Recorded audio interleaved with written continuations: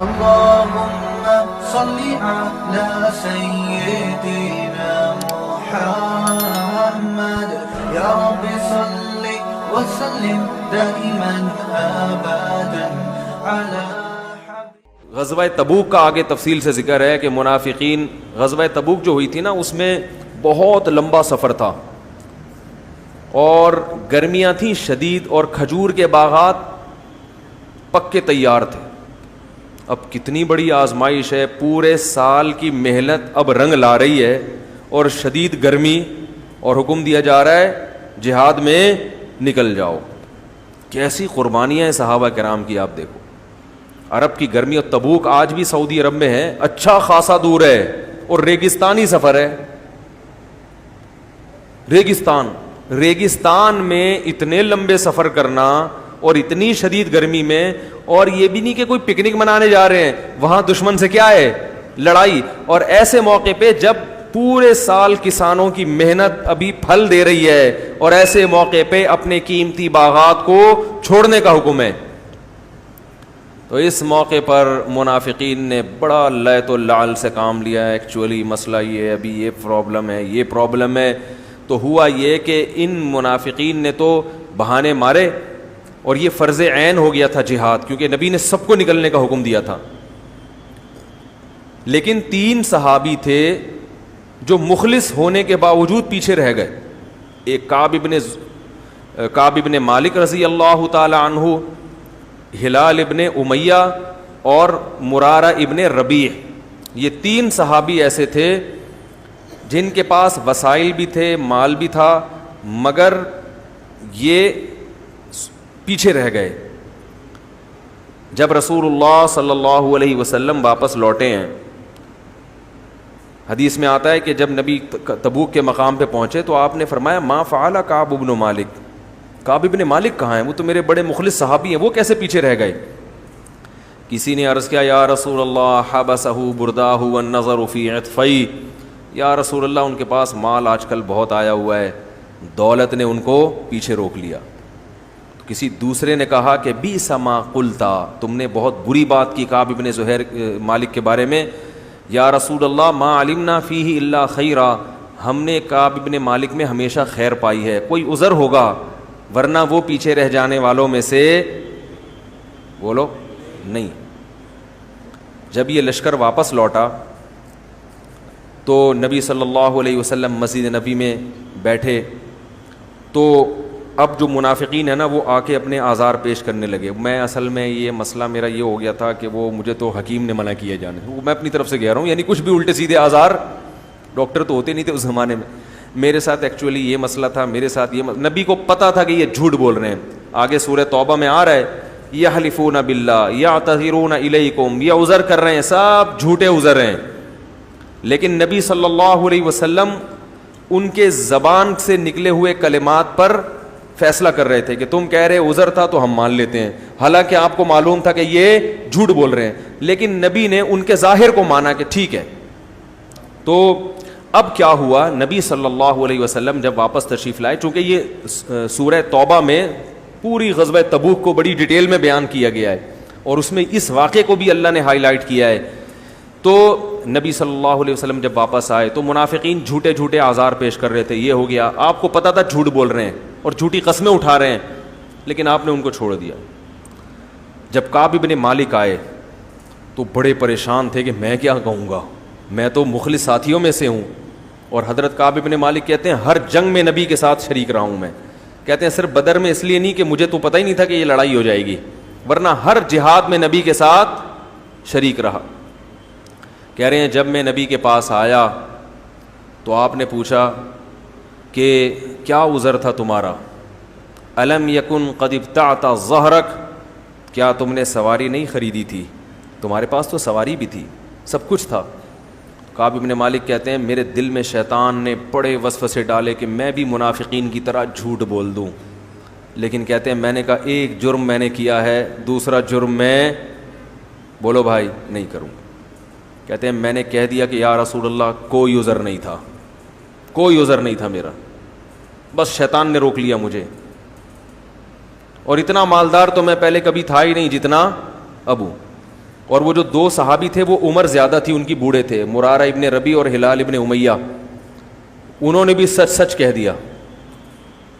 آپ صلی اللہ علیہ وسلم نے فرمایا قم، اٹھو، حتی یقضی اللہ فیک، جب تک اللہ تمہارے بارے میں کوئی فیصلہ نہیں کرتا تم یہاں سے چلے جاؤ.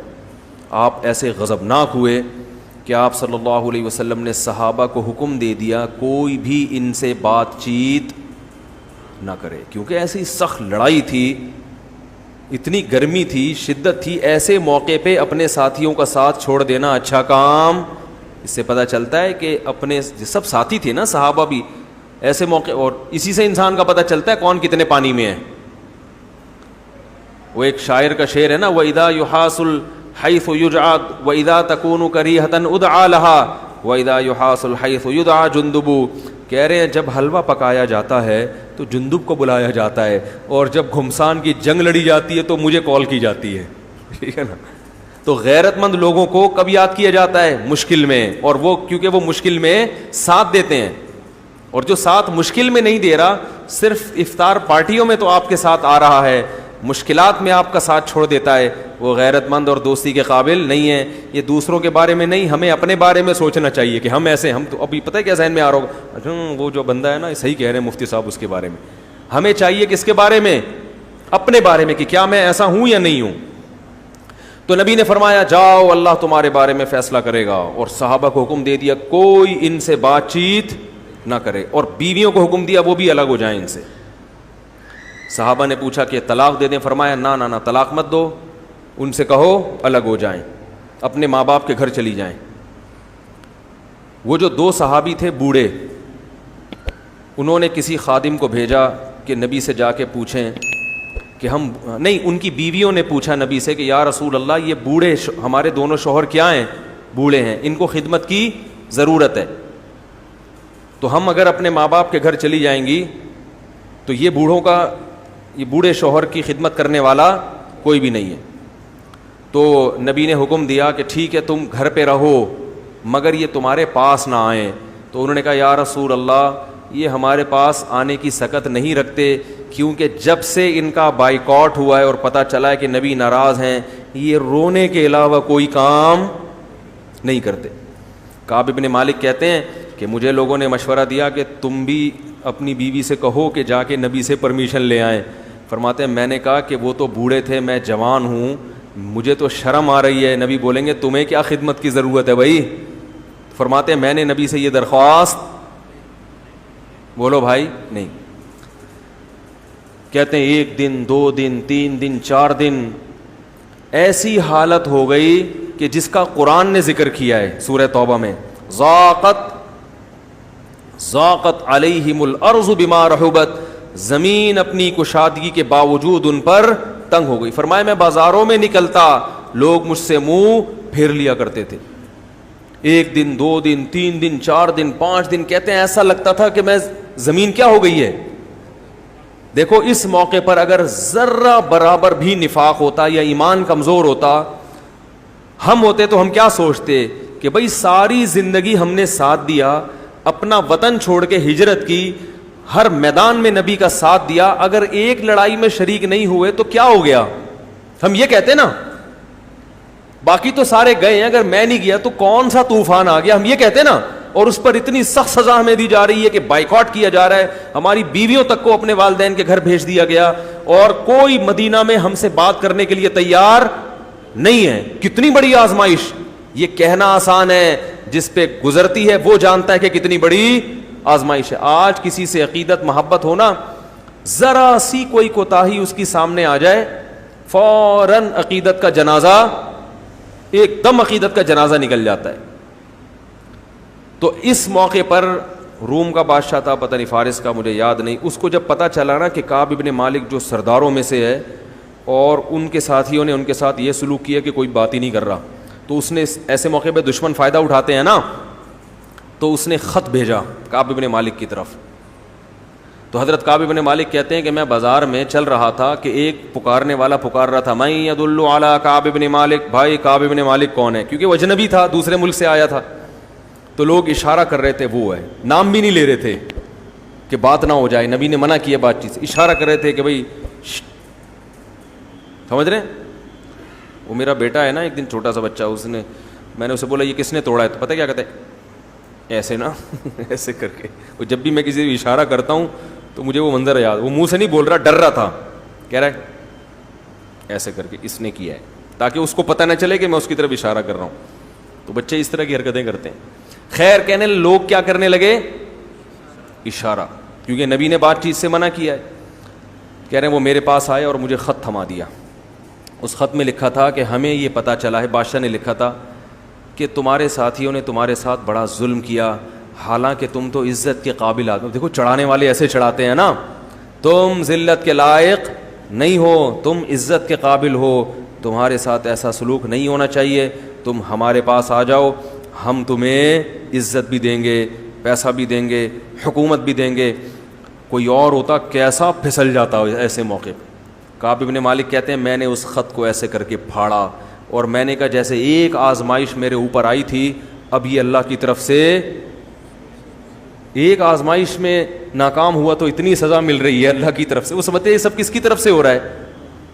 اللہ کی طرف سے. انہوں نے کہا یہ اتنی بڑی آزمائش، پھاڑ دیا اس خط کو. کہتے ہیں پھر وہی کوئی بات ہی نہیں کر رہا. کہہ رہے میں جب مسجد نبی میں آ کے نماز پڑھتا، میں دیکھتا کہ نبی صلی اللہ علیہ وسلم میری طرف دیکھتے ہیں، لیکن میں جیسے ہی سلام پھیرتا تو آپ اپنے رخ کو میری طرف سے پھیر لیتے. کیسا شاک گزرتا ہوگا. یہاں تک کہ 40 دن اسی حال میں گزر گئے. جب 40 دن گزرے ہیں تو حضرت کعب بن مالک، کیونکہ مسجد نبی سے گھر تھا آپ کا دور، تو فجر کی نماز اپنے گھر کی چھت پہ پڑھ رہے تھے. ادھر نبی صلی اللہ علیہ وسلم کو نماز میں وحی ہوئی کہ اللہ نے کعب بن مالک اور باقی 2 صحابہ کی توبہ قبول کر لی ہے.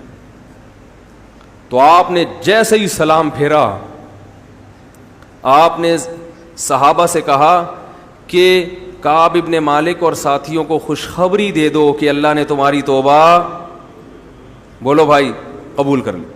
صحابہ یہ خبر سن کے اتنا خوش ہوئے، جیسے کوئی خوشخبری ہوتی ہے تو ہر آدمی چاہتا ہے کہ میں پہلے بتا دوں نا بھائی، اس ساتھی کو میں پہلے اطلاع دوں.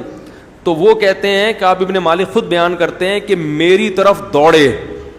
کہتے ہیں ایک نے کیا کیا، اس نے کہا دوڑنے سے بہتر ہے میں تیز رفتار گھوڑے کی پشت پہ سوار ہو کے جاؤں گا اور سب سے پہلے کعب بن مالک کو خوشخبری.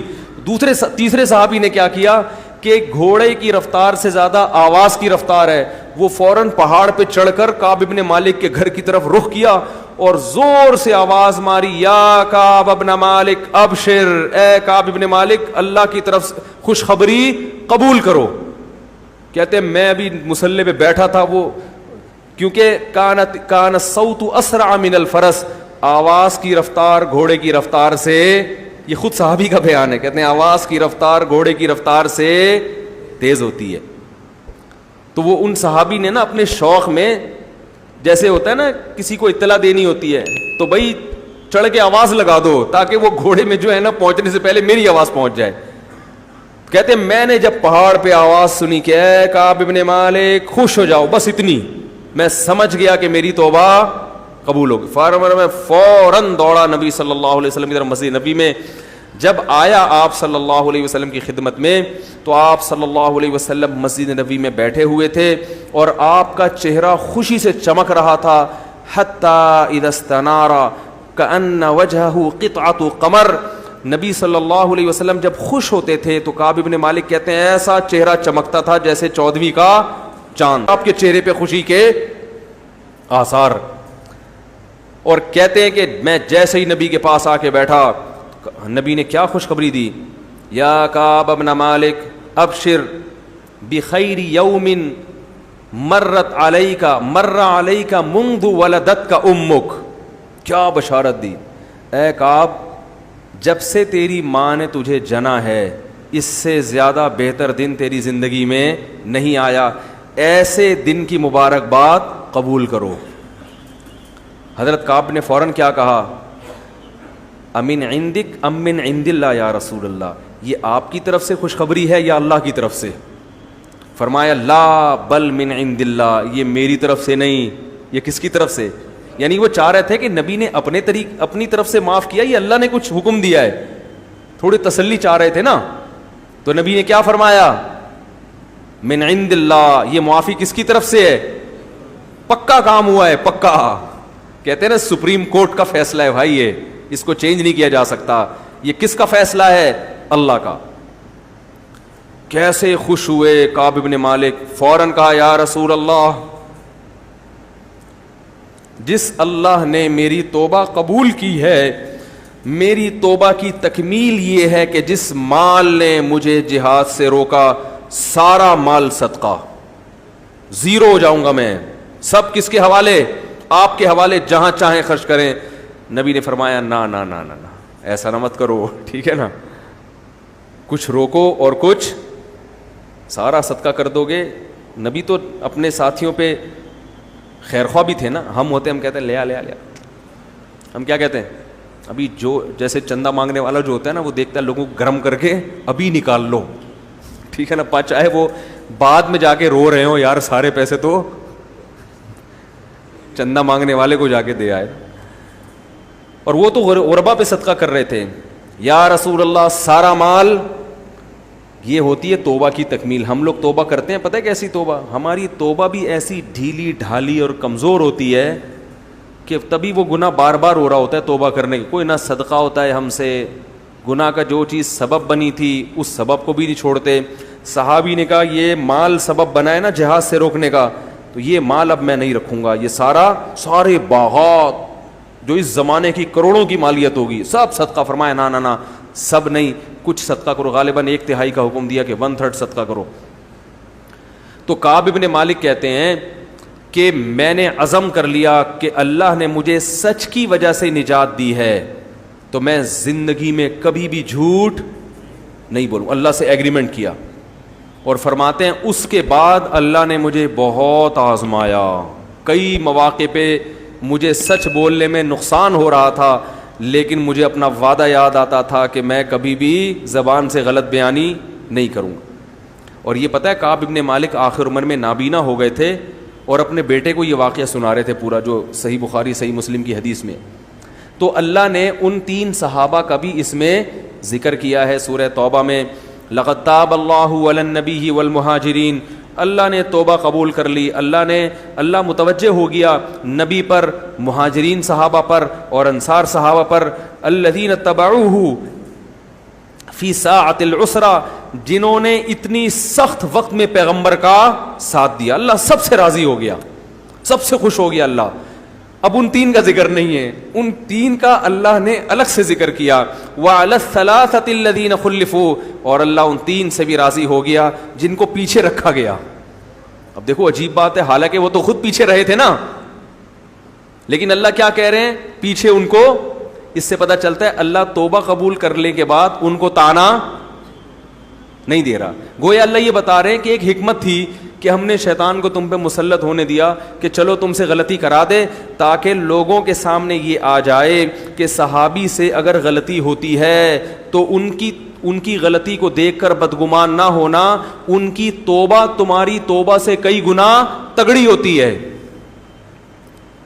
علماء کہتے ہیں کہ بعض دفعہ انسان سے گناہ ہوتا ہے نا, ایسی توبہ کرتا ہے اور اللہ کا ایسا قرب حاصل کر لیتا ہے کہ گناہ نہ ہوتا تو ایسا قرب حاصل, بولو بھائی, نہ کرتا. اب ایسا نہیں کہ آپ گناہ کرنا شروع کر دیں, لیکن بعض دفعہ ایسا ہوتا ہے کہ اب دیکھو وہ 3 صحابی اگر تبوک میں چلے جاتے تو وہ تبوک میں جانا اتنی بڑی آزمائش نہیں تھی, بہت بڑی تھی لیکن اتنی نہیں کہ جتنا 40 دن جو بائیکاٹ ہوا نا وہ اس سے بڑی آزمائش تھی. تو چھوٹی آزمائش میں ناکام ہونے کی وجہ سے اللہ نے بڑی آزمائش میں ڈالا, لیکن وہ بڑی آزمائش میں کامیاب ہو کر ان لوگوں سے بھی آگے نکل گئے ہوں گے جو تبوک میں گئے ہوں گے, تبھی ان کا الگ سے اللہ نے ذکر کیا. ہاں تو توبہ جیسے ان 3 صحابی کو جو اللہ نے آزمایا وہ تبوک سے زیادہ آزمایا, تو اللہ نے تمام صحابہ کی تعریف کی جو بھی تبوک میں گئے تھے, لیکن ان کی الگ سے تعریف کی. وعلی الثلاثۃ الذین خلفوا, اور ان 3 لوگوں کی بھی اللہ نے توبہ قبول کر لی جن کو پیچھے رکھا گیا تھا, حالانکہ وہ پیچھے خود رہے تھے نا, لیکن اب اللہ تعالیٰ گویا ان کو طنز نہیں کر, تانا نہیں دے رہے, کہ گویا وہ کسی حکمت سے پیچھے رکھ لیا تھا تاکہ امت کے سامنے صحابہ کا یہ پہلو بھی تو آئے, امت کو اس سے بھی تو سبق ملے کہ اگر کبھی تم سے غلطی ہو جائے اور بڑوں کی طرف سے سزا ملے تو اس سزا کو ٹھنڈے پیٹوں برداشت کر لیا کرو, اس سزا کی وجہ سے منفی سوچ کو جنم نہ دینے دو, پازیٹو سوچ کو جنم دو, تو اس سے فائدہ کیا ہوگا, اللہ اور اونچا مقام دے دے گا. سمجھ رہے ہیں کہ نہیں سمجھ رہے؟ آج کسی کو ڈانٹو نا, کوئی تنبیہ کرو تو وہ اکڑ جاتا ہے, میں کیا ایسا آدمی ہوں, میں بھائی مان لے یار غلطی ہو گئی, آئندہ نہیں کریں گے, ختم بات. تو یہ حدیث میں آتا ہے یا بنی آدم کلکم خطاؤن, تم میں سے ہر شخص سے خطا ہوتی ہے, وخیر الخطائین التوابون, لیکن بہترین خطا کرنے والے وہ ہیں جو